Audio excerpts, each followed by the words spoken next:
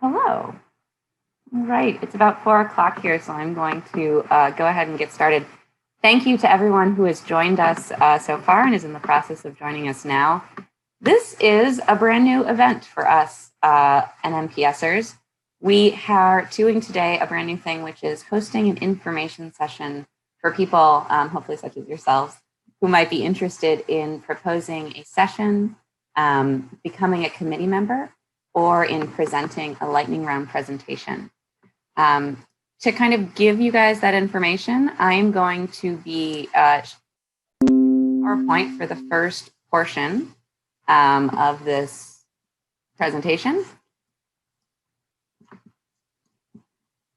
And after that, and I hope it's short, I hope this part is short. After that, I'm going to spend about 15 minutes on it. After that, we're going to switch into a moderated conversation on the topic of presentations, nominations, and session proposals. And to do that, I thought, what better way than to bring in some individuals who have actually done it in the past. Hear a little bit from Jacob Horn, who was a lightning round presenter in 2020. We'll also hear from Camila Foreman, who was a 2020 committee member and a session leader. And finally, Albert Ferre, who also similar roles, a 2020 committee member, as well as a session leader. After we hear from them and after I ask them a few questions about their experience, we'll open it up for questions from everybody. I hope that sounds good and interesting. I don't see anything in the chat telling me not to do that. So I am going to go ahead and get started here. As I mentioned, or as I haven't mentioned yet, today's event is about different ways to submit to get into, there's that pop-up window. Today's event is about different ways to submit to get involved with NMPS, and there are 3 different types of ways to do that. The first of which is to submit a lightning round presentation. I'll be going into a few details about what a lightning round presentation is in a moment, and as I said, we have a speaker who's done one himself. The second way to get involved is a session proposal. So this is proposing a whole session, a whole block of time that you want to structure in a particular way for a particular learning outcome. And we'll go through the steps that are needed to do those. And then finally, there is a committee nomination form, either to nominate yourself or to nominate a particularly deserving colleague you think might be wonderful for the committee. And we'll go through that as well. One of the things we've changed this year, I think for the better, is that there's just one submission form for any of those options and any ways that you want to get involved. The link is here in the PowerPoint. It also will be emailed you directly. And I shouldn't say directly. It will be emailed to you on Monday after this session.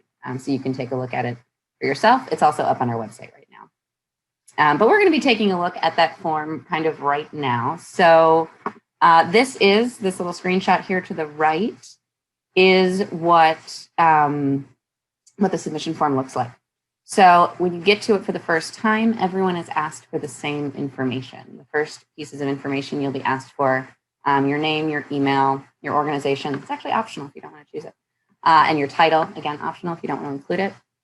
Very important though, of course, your proposal type. So you can, check all that apply here. I imagine most people will probably just pick one area to focus on, but if you have a couple of different ideas, you could certainly do that. And you'll select which of the ones that apply to you. And those would be 4 types here because committee nominations come with a little bit of a twist. The lightning round, a session to nominate yourself for the committee or to nominate someone else for the committee. And we'll go through those kind of step by step. I'm going to take a break here to look at the chat just to make sure that no questions are coming in. And so I'm just going to keep going. So before we go through each of the individual forms and what you'll need to do for each of the types, I thought it might be useful to take a moment to talk about what a lightning round presentation is. So 2 things, or 2 ways to consider it. From the content side, lightning round presentations focus on specific topics that can be covered in a short amount of time. Popular topics in the past for these kinds of presentations have included case studies, overviews, industry insights, tips and tricks, how-tos, things like that can be covered pretty concisely. We know that our audience likes metrics and methods, especially within these short form presentations. And recent projects are frequently one of the things that gets highlighted here. The format itself is limited to 7 minutes of total presentation time. So when we say short, we really mean short. These are, if you've ever done Pecha Kucha before for a conference or other presentation, it's based on that, where you get 20 slides, 20 seconds per slide. We don't require that strict adherence to the 20 slides in 20 seconds, but we do try to keep the spirit quick and the content moving. They also have a strong visual emphasis, so most people use a PowerPoint or a similar presentation and record themselves with it. And that's right, these are pre-recorded. So unlike some of our other conference content, which are live sessions or live workshops, these are pre-recorded for the lightning round proposals who are accepted. And that information will be given to you if and when you're accepted. So now that we have a little bit of an idea about what a lightning round presentation is, I wanted to give a sense of what that form looks like. So here is the lightning round presentation submission form, exactly as you will see it on the website if you were to go to it. So when I say we here, Camila Foreman is on the call. As you know, she's going to be one of our speakers, but she's also our incoming 2021 chair.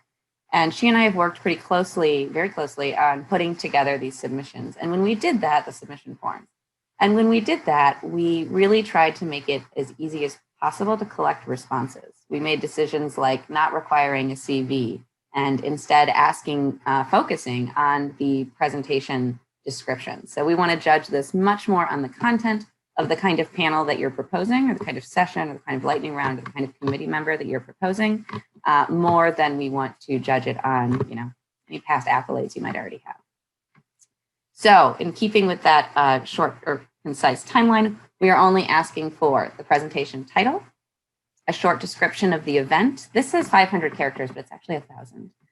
And a short response to the question, what do you hope attendees would learn as a result of your presentation? Just because this form is short does not mean that we will not be judging it very carefully. We don't know how many we will receive, but typically, in terms of proposals, we have about 6 to 8 lightning round presentations. So, not terribly too many. I want to move on to session proposals now for anyone that's considering proposing a session. So distinct from a lightning round presentation, which is a 7-minute short form presentation that would be pre-recorded in advance, a session proposal is used if you would like to schedule and structure programming for an entire block of conferencing time. Most of our conference timing blocks are between 60 minutes and 75 minutes, though you can go a little bit shorter than that or a little bit longer than that if you need to, if there's a good reason to. And in this form, we'll ask you a few more questions than we asked about the lightning round. Again, we'll ask you for the title and a short description that again says 500, but it'll be 1,000. But in addition, we ask you for a proposed format. So each of the sessions can take wildly different formats, and we did a few in last year's conference, and we're hoping to do more this year. So you have your standard lecture, you could do that. You have a panel format, you could have a discussion, you could do a case study series, you could do a how-to, a workshop, roundtable. There's a variety of ways to adapt those kinds of forms that we might be more familiar with in person into the online learning sphere. So we encourage you to think about that and how that format will enhance your material. We also ask you a question about the intended audience.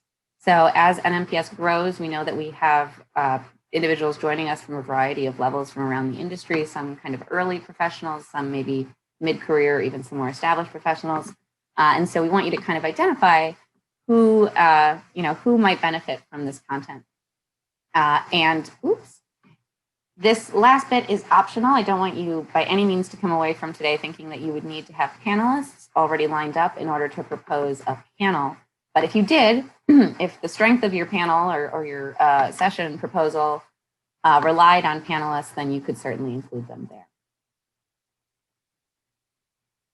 I'm going to stop here for a moment to check my chat again. If anyone has any questions that are coming up as I'm talking, please feel free to include them. It looks like I'm clear, so I'm going to move on to the next portion. The next portion is kind of a twofer, right? We talked about committee nominations having a little bit of a twist, and here's the twist. So if at the beginning you indicate that you are nominating yourself, you will have fewer questions to answer. You will go to a form that looks like this. I've included it here on the right, and you'll be asked for the following. a statement on why you would like to join the committee. In addition, we're also going to ask you for some interest that you have in leading one of the sessions. So some behind the scenes intel here into NMPS planning. Most of our sessions, I shouldn't say that. Many of our sessions, half of our sessions, are planned by NMPS planning committee members who also think about the conference at large and the type of programming that we're offering overall. And others are planned by submissions from the public, by people like you who come in to do those sessions. So even for committee members, we ask them what kinds of sessions, potential committee members, what kinds of sessions they might want to propose were they accepted. And then again, at the end, just a little question here about whether or not you've attended an NMPS conference in the past. I will say, first of all, digital counts. So if that's something you've done, then please mark it. In-person counts as well. And if you haven't been to an NMPS conference before, that doesn't mean we won't accept your proposal. It's just kind of helpful to know who's seen the format before and who's kind of used to it as they're proposing. So that is what happens if you want to nominate yourself to be on the committee. If you want to nominate someone else to be on the committee, you'll be asked for, as I said, a little bit more information, the full name of the person you want to nominate, a statement on fit for that person, whether or not that person knows that you are actually nominating them or whether this is a blind nomination, whether that person has previously attended an NMPS conference, and also an email address for the nominee. I will say a couple words here before I continue on just about, and I'm sure that Albert and Camila will continue to add on to this as we switch to our conversation. But in general, to be a planning committee member, let's say you submitted a form and were accepted, usually entails a planning meeting once a month in the build up to the conference, and our obviously work on your own session, and our planning for 2021 will likely begin in early February. So to give you a sense, there'll be one meeting a month from February to probably about August, September, as well as the additional work to planning your own session. All right. That was a lot of information all at once, so I'm gonna take a second here and bring us back down. We're about to have the moderated discussion with the three individuals that I spoke of before, Albert, Camila, and Jacob. I'm going to switch over to their video in a second, but I wanted to make a couple of announcements about what we'll be doing after that conversation, so you know. A number of folks have told me that they are interested in submitting joint proposals, for which I am very enthused and think only good things.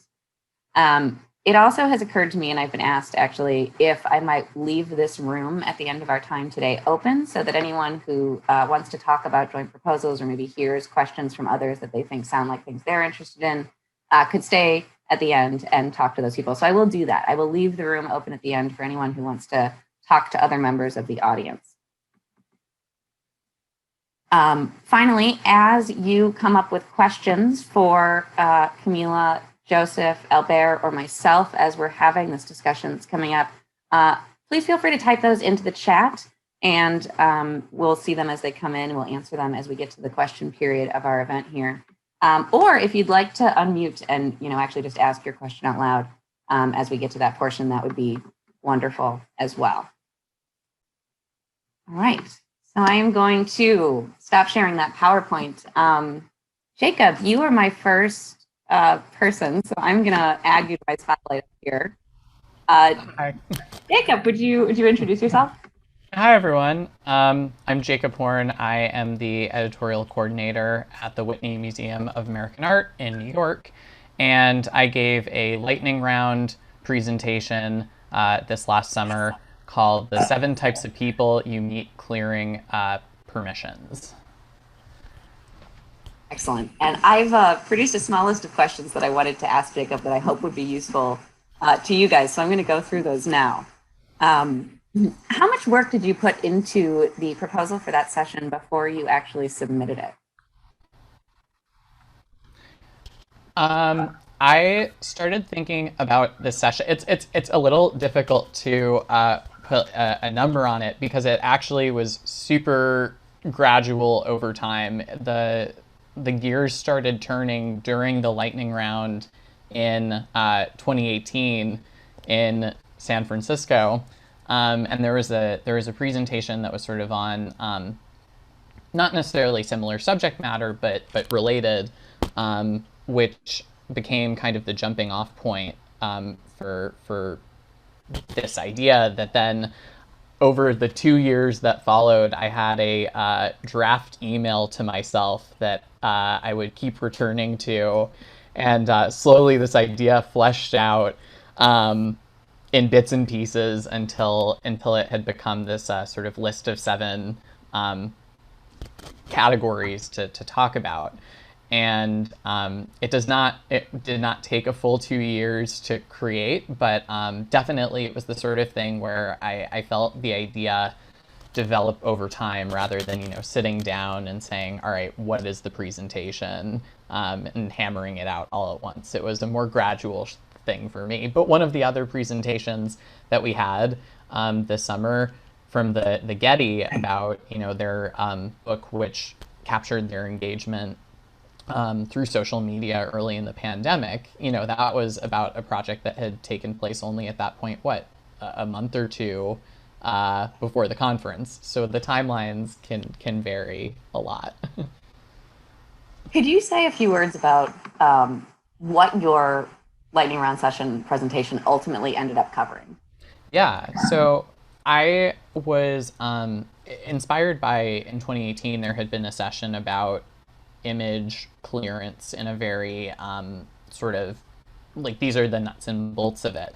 And so since that had provided this really helpful jumping off point to how that process worked, I took this sort of psychological approach to who these people are that you're dealing with as part of that process. So I presented these 7 categories, including like other institutions, sole proprietors who make their living off of, their work, people who blunder into archives because of a family relationship and don't really know about how to professionally negotiate or manage rights. So I had these 7 categories on who you might end up negotiating with, and the presentation was sort of what the identity of each one is and what maybe makes them different from the others. And I think one of the things that made your presentation as strong as it was is that, that intense structure, that intense adherence to structure. So Jacob's presentation really had 7 different slides, and you were very funny, right? Your presentation was pretty tongue in cheek. When you talk about, I think you even described this person as like the bumbling family member or something, someone who doesn't know very much, and how you interact with those folks too. And I think, by making it comical, by keeping that structure, that really allowed you to make good use of your 6 minutes or 7 minutes of time. And that was, I think, how I knew it was a lightning proposal, right? Was because it had this structure to it. And, thinking about it, it's like, right, each category is a slide, or 2. If you had timed me to 20 seconds, I would have had to stretch them onto 2 slides each. But as it was, it lent itself really well to that format because of the structure, like you said. How long would you say, so when you submitted it and it was approved, how much revision did you have to do, or fleshing out of that presentation, between submitting it and actually presenting it? It was pretty far along when I submitted it, but rather than any wholesale revision, I would say there was a lot of smaller refinement as I started trying to talk through it.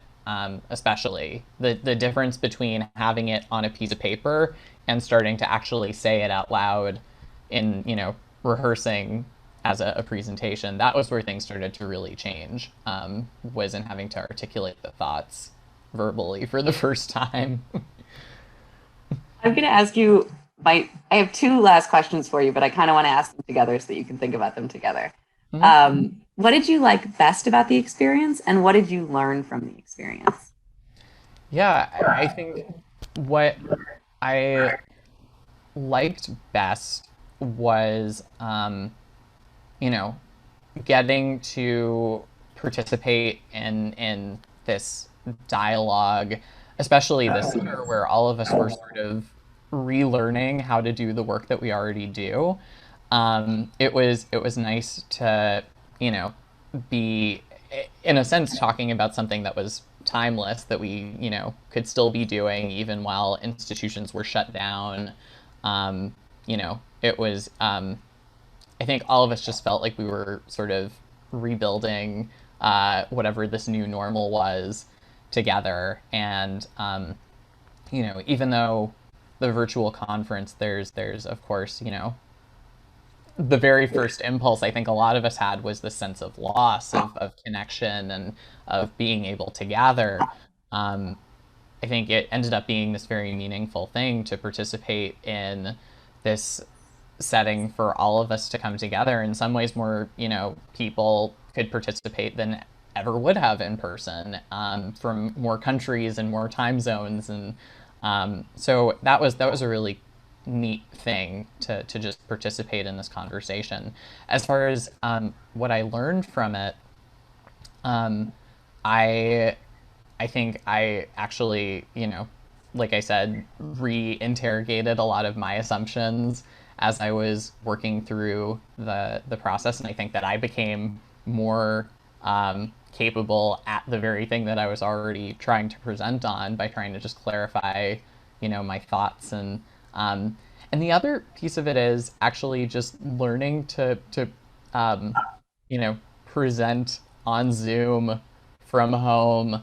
I think this is like a whole different form of the public speaking muscle that I think all of us are always learning to flex, and um, you know, some of us like and some of us shy away from. And so this was just a really different version of that.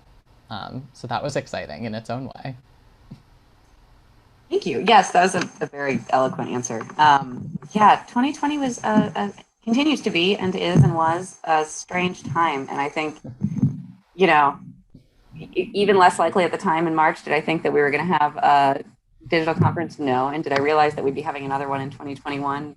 No, but here we are, and I think I too have found a sense of newer communities now that I have to work differently and with more and different folks than in how I was working before. It's great to hear. Thank you, Jacob. Thank you. I think I'm gonna turn to Camila and Albert now. So I'm gonna ask them to go ahead and turn on their videos. Thank you. Thank you. And I'm gonna ask you guys. Hello, Albert. Hello, Camila. I'm first gonna ask you guys to introduce yourselves. Maybe starting with Albert. Hi. My name is Albert Ferré. I'm based in Montreal at the Canadian Centre for Architecture, where I've been working for the last 8 years. And I applied to become a member of the planning committee in early summer 2019, and was happily selected. And so I've been having these discussions with this wonderful group since then.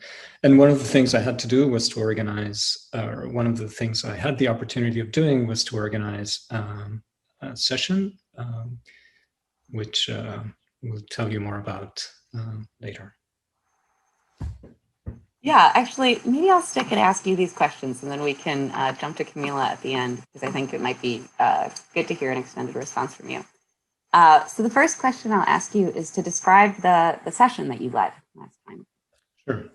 So the work I'm doing here at the Canadian Centre for Architecture, I'm the Director of Publications, and a lot of the work I've been doing is to use the museum website as a sort of online publication. And I had actually submitted a proposal for the 2018 conference that had not been selected, which was basically presenting the work that I was doing on the CCA website at that time. And even though it was not accepted, I was convinced that the kind of the community that the NMPS brought together would be people I would be able to learn a lot from, and that I would also be able to have interesting discussions with. I had been to museums and the web conferences and other types of conferences where I felt a bit out of place.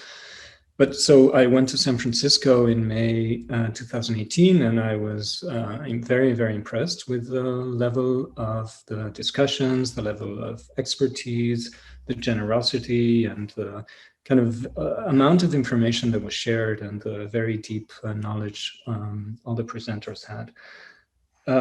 So when I had the opportunity then to propose a session, I went back to the proposal that I had submitted in 2018 and tried to think of how I could have a discussion to bring other cases together and have a discussion on to encourage people to think of the website as another publishing channel, so that we are not only producing books, but that the website allows us to produce and disseminate content at a pace and in a way that books don't always allow for.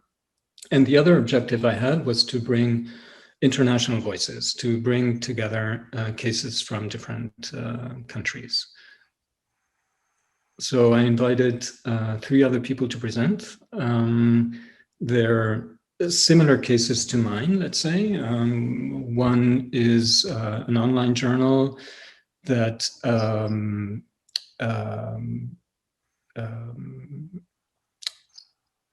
sorry, I'm lacking. Don't worry. I remember one of them was MAB, right? There was a podcast one.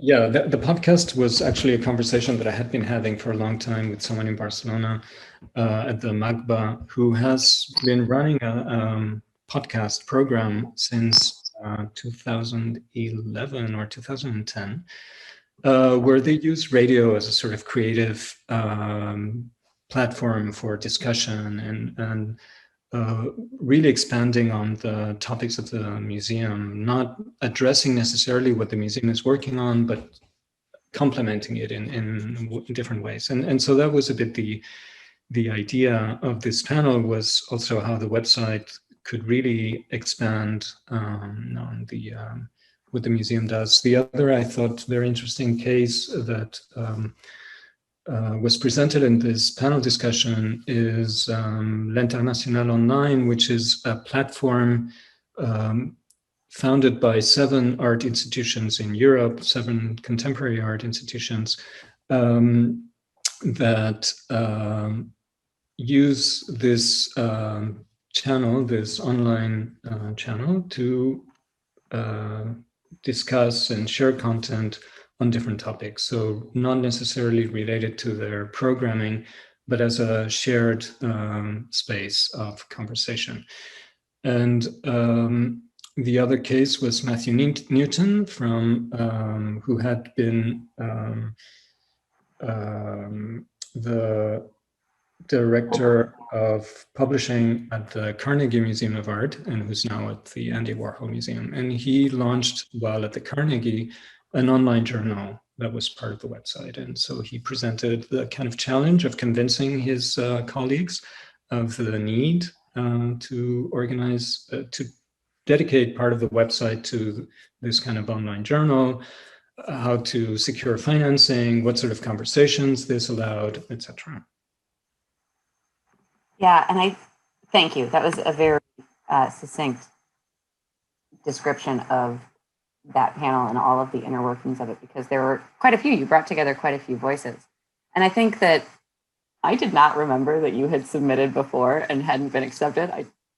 But it doesn't surprise me as you describe the progression of that, right? Because when you first were focusing on just one organization's website, I bet that year's review team of those committee members looked at it and thought, maybe it's not big enough, right? And then when you then flipped it into something and were like, okay, I want to look at a variety of projects with an international spin, focusing on how we're all kind of using these tools and these mediums, that's suddenly, an extremely successful panel. And I think you and your presenters did a great job of showcasing that.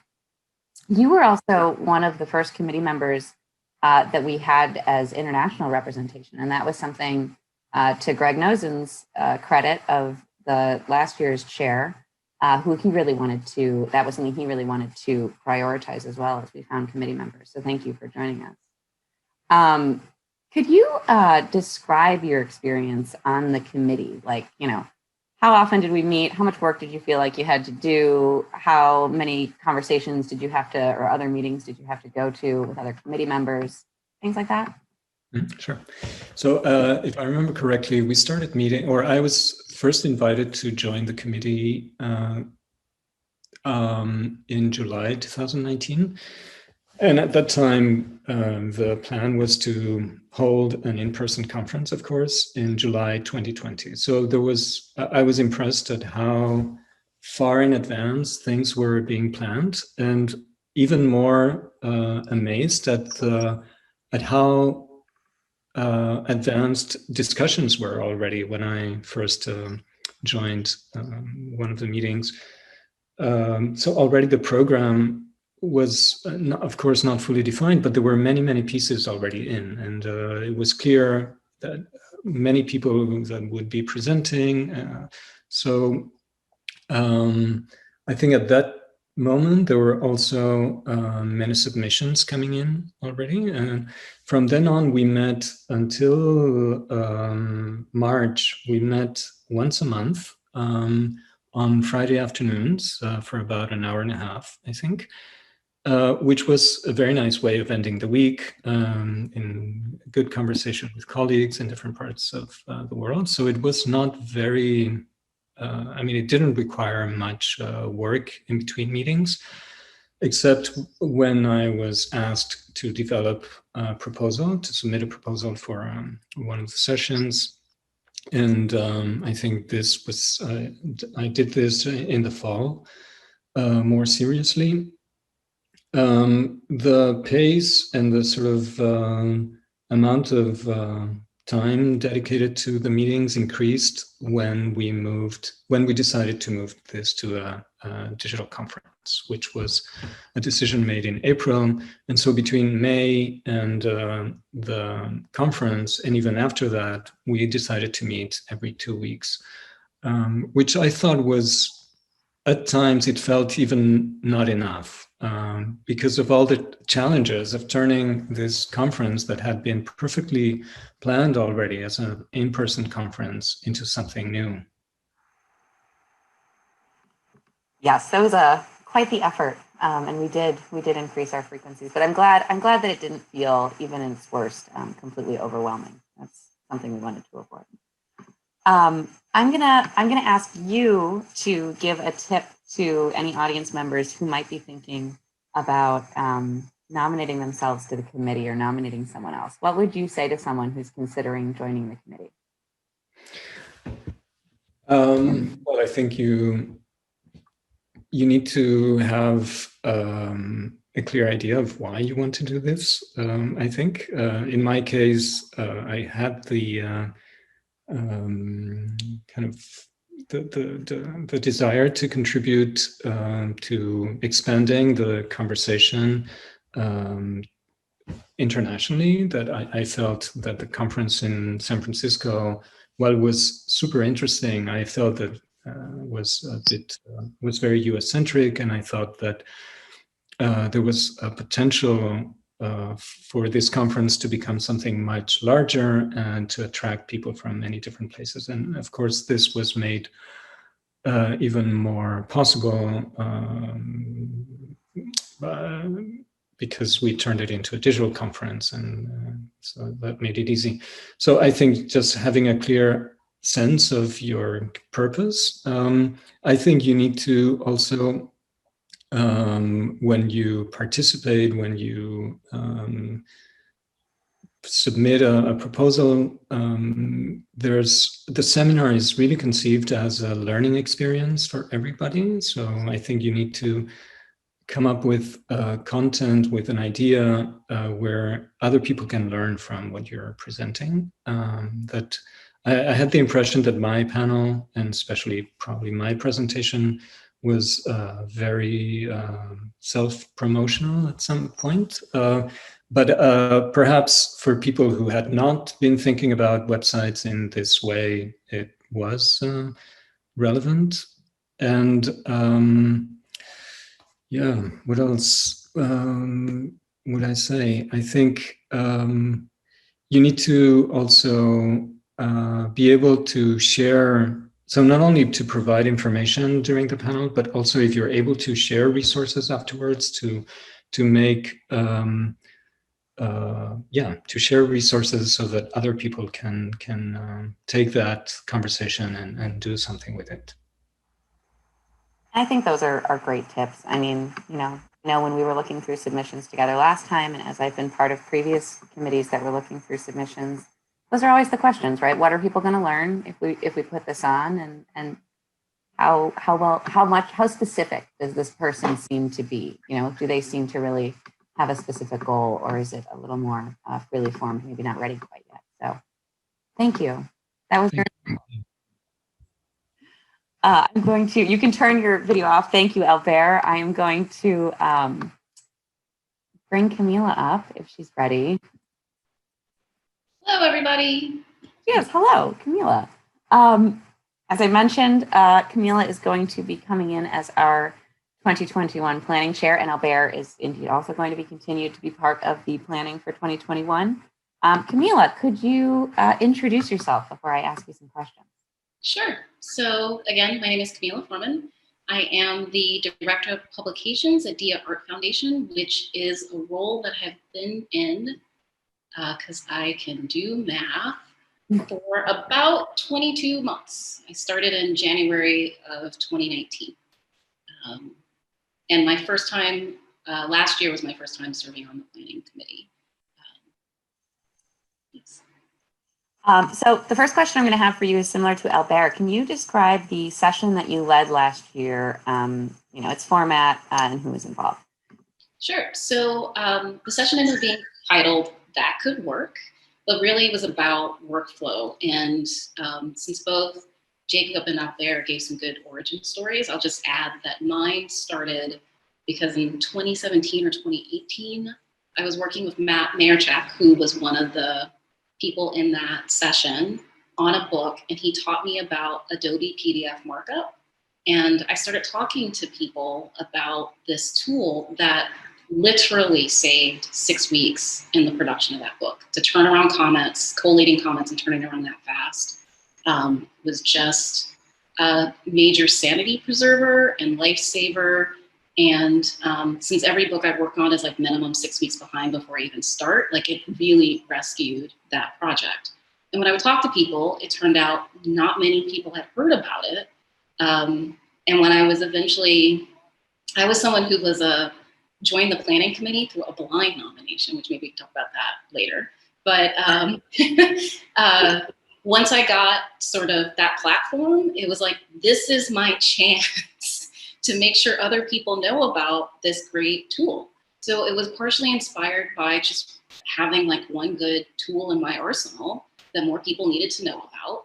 And also inspired by, so one of the other people who was on the panel, Rob Weisberg, and I used to work at the Met, and we often talked about how we do the work that we do, because there's that tension between wanting to create a consistent set of linked practices, but also wanting to recognize that we are not robots, we are humans, and you need to adjust. And so making it general and specific in a way that works is like the classic project management problem, and you and I would just chat about it.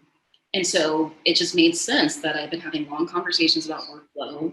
I wanted to bring in a specific tool that would really improve people's workflow. And what ended up being kind of serendipitous was Joseph Mohan from the Art Institute was also on the planning committee, and he had been working on a project management session. And we realized, because we meet once a month for the planning committee, and we also talk about the sessions that we wanted to organize, Joseph brought it up that, look, Camila, you and I are on parallel but similar tracks.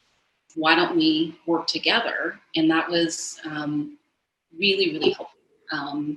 The work, I think, is manageable to be on the planning committee and to plan a session, but it really helps if you have a buddy.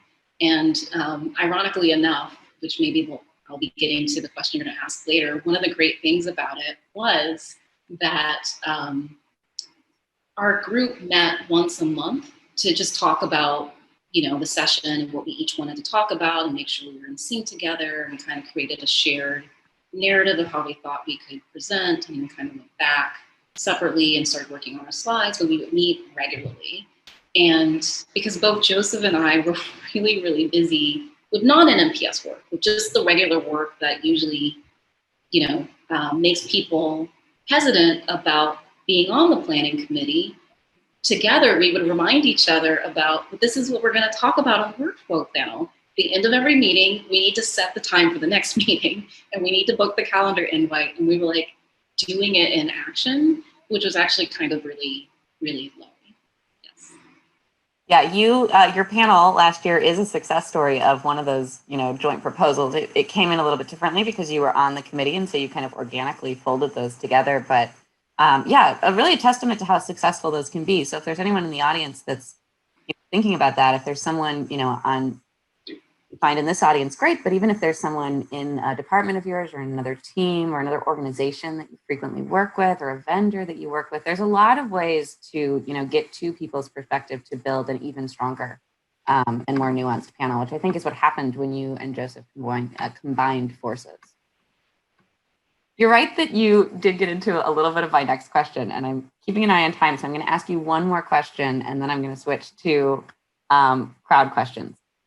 Albert described a little bit of what it was like to be on the committee, and you touched on that a little bit there, so I'm going to leave that kind of alone.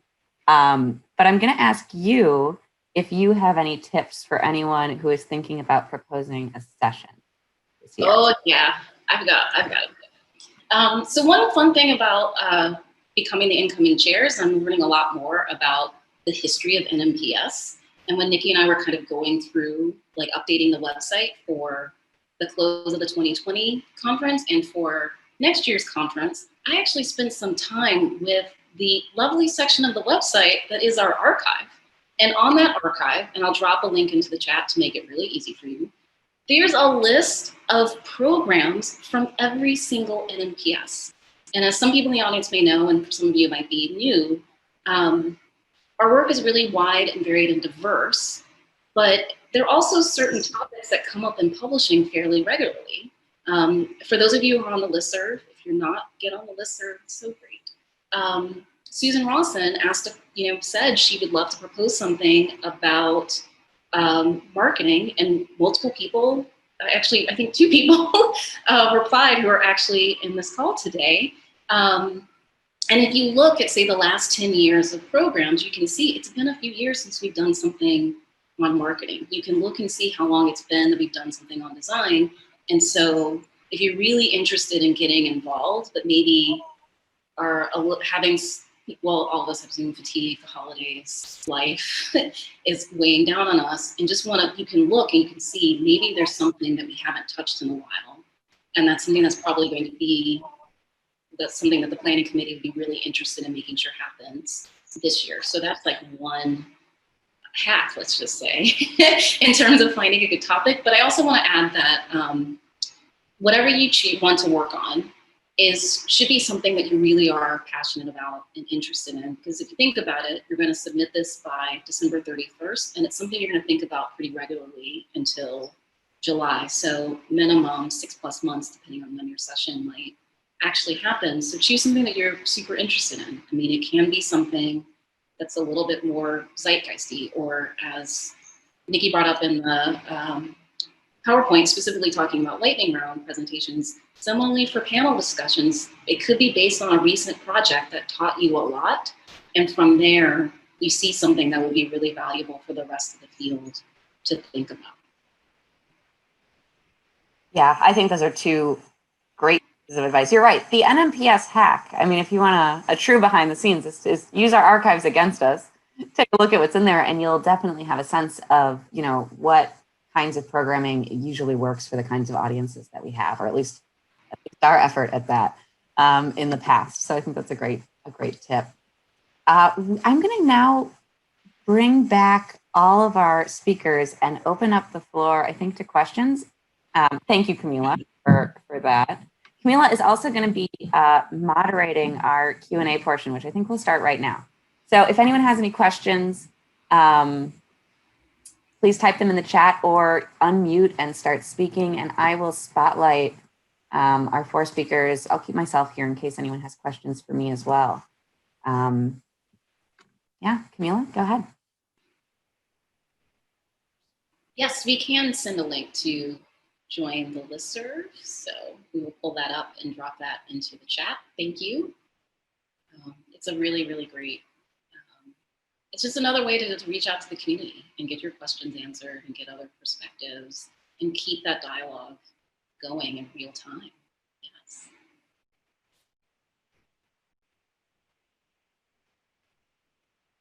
Yes. Here's a question that I have for you guys as people think about their own. I have spent this whole time talking to you guys about your roles as like leadership roles, right? You as leaders, as presenters or as planning members.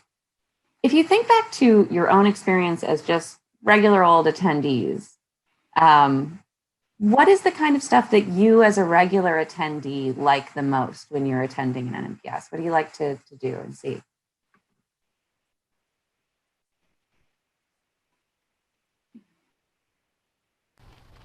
I could start if everyone else is still thinking. I think I love hearing about projects, and I love hearing case studies, and you know, just seeing the work that other people are doing, but also, you know, those pull back the curtain moments, which everyone is. Some people are more comfortable with. Some people, you know, can't give us quite as much of the backstory, but hearing about, or just seeing what other people are doing, I think I leave each conference, you know, saying, well, you know, this project was so cool, what can we take from that? And wouldn't it be neat if we could pull a little bit of, you know, the sort of thinking that went into this thing and apply it to something else? So those case studies and behind the scenes looks at what other people are doing always are very activating for me.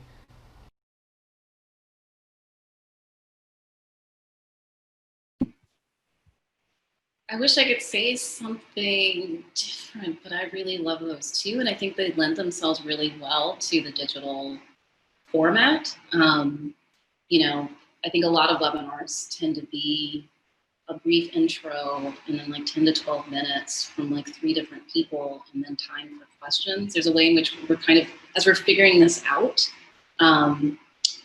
that tends to be a model that I find is really successful. And also because, I don't know about you, but I only have so much attention span right now. And so if a new person comes on screen 10 minutes later, I'm gonna keep going and not have to rewatch that video later. And sometimes just keep pushing the scroll bar back because I just missed it again and I missed it again and I missed it again. But I do like things that are truly kind of multiple people coming together to talk about a different topic from a couple of different perspectives. And it's a great kind of easy way to get a deeper dive in, yes.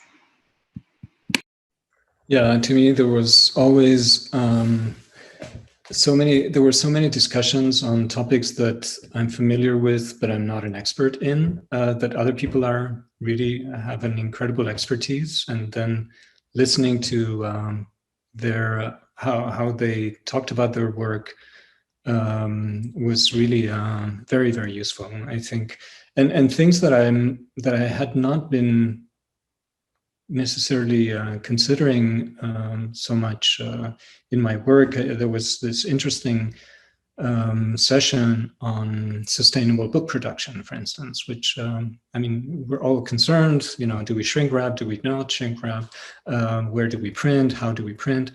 But having as Jacob said, having a presentation of different cases and being exposed to the different problems, I found that incredibly useful.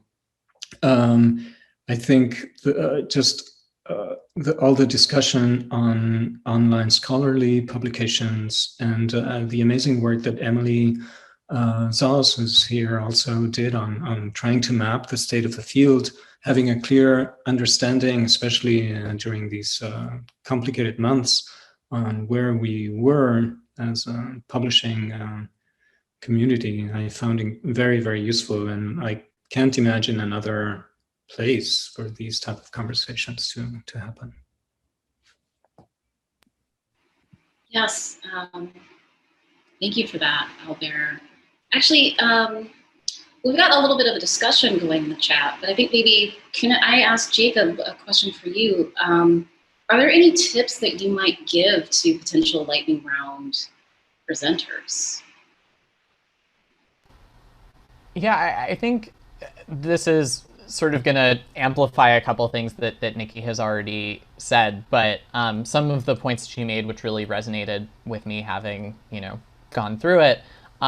One is, because of the pace and the tenor, it's important that the topic is, hyper focused. And having a strong visual component really helps to make the presentation just possible in a different way. So it's one thing, in some ways mine was even though it was actually all about images, it was very conceptual.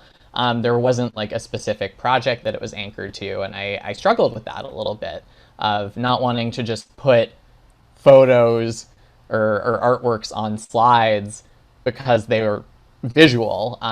So, figuring out ways to anchor the content in the presentation, I think, is especially important for the lightning round.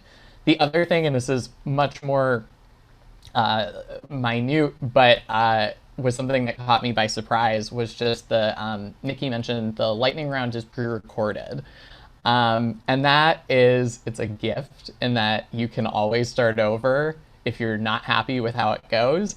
And it is a curse in that, things that you would totally just roll off if they happened on a live call, like you mispronounce a word and just correct yourself and go on. Suddenly it's like, oh no, I need to stop. I need to do another take. So when you're pre-recording, I think you need to be realistic with yourself about when you're taking advantage of that and when you're abusing yourself and that freedom. So those were two things that I took away.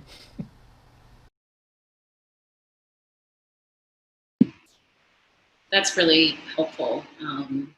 I actually happen to have a slightly more sad example of the things about pre-recording. A lot of us learned that maybe our internet connections aren't as good as they are, and it would be better to pre-record.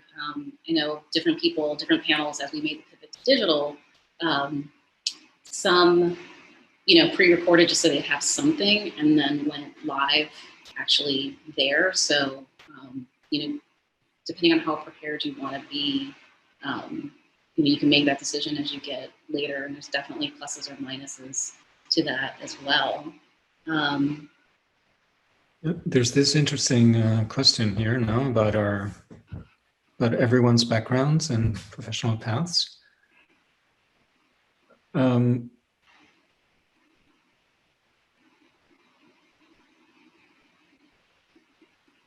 Interesting.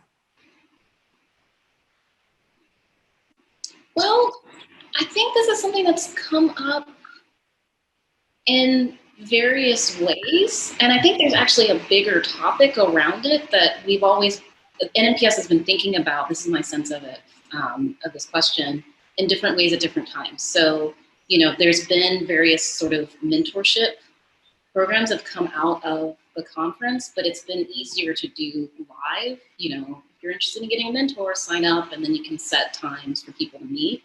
And one of the things that unfortunately kind of got sacrificed in the move from live to digital was we weren't really sure how to replicate that. Would people be willing to meet in one-on-one chats for people, with that sort of synergy happen? But there is kind of a wider conversation about how we come into this field, how we develop in this field, professional development opportunities, and what our paths are. And that is actually, I think, a potential topic for next summer.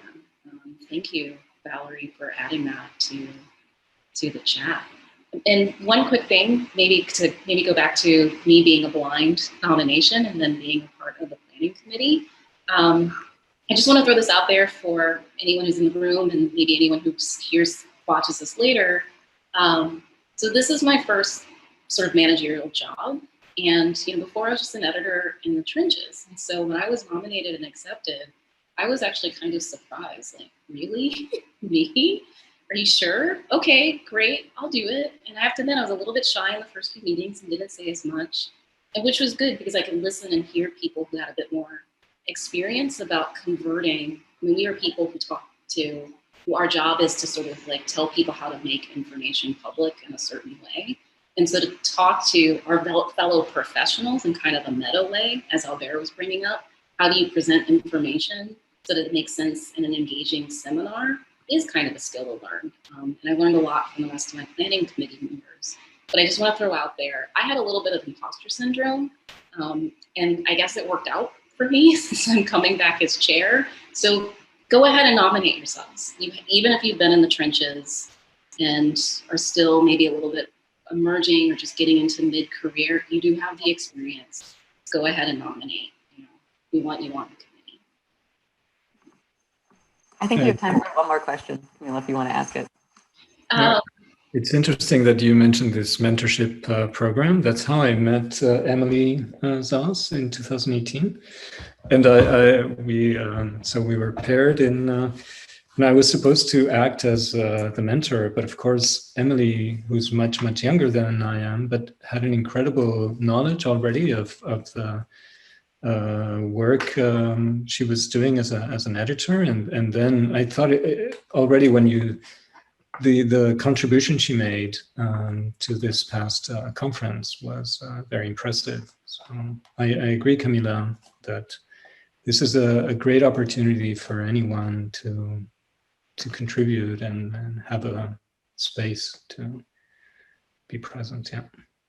There's another comment in the chat from Cassandra about the overlap in different types of publishing worlds and specifically design and production concerns. And that's like another great way to sort of expand beyond to think about museum publishing, but how it intersects with other forms of scholarly publishing. That sometimes happens when people from university art museums are involved because they often have relationships to their own universities. And certainly we didn't have an explicit design driven panel last year, and that's certainly something that's ripe for next year or the year afterward, for sure. Maybe one other thing too, for people who might be curious, I mean, Jacob's panel came in and really didn't need as much sort of comments from the planning committee, but one thing we do when we review the submissions that come in, there are some that have really great promise. And that's part of what from the public, and that's part of what the planning committee's job is to look at everything that's come in and think, okay, maybe this is the most polished proposal, but there's something really brilliant in here. And we will work with you to sort of further develop it and get it conference ready. So please, yes, put together the slickest sort of submission that you can, but also know if you have really thought it through, you have an interesting take on things, you maybe have even thought about the medium in an interesting way about maybe how to incorporate breakout rooms or what have you. They're all like different ways to make your proposal stand out, but if there's some shining promise in there, it's our promise back to you that we will work with you to get you ready for that as well. So please know that the planning committee is here to help you too.